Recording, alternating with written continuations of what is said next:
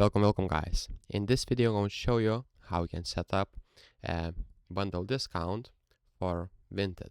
So what you'll need to do is basically go to your profile, click on settings, and after that go to the bundle discounts right here, and after that you will be able to basically enable the bundle discounts. So click on that one, and right here you'll see that 2 items is now 5% off.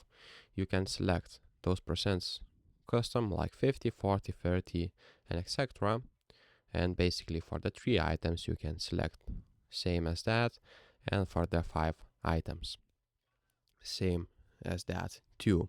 So basically if you just want to apply and enable bundle discounts, click on this button, and if you want to disable it, again click on this button, and now your bundle discounts will be disabled.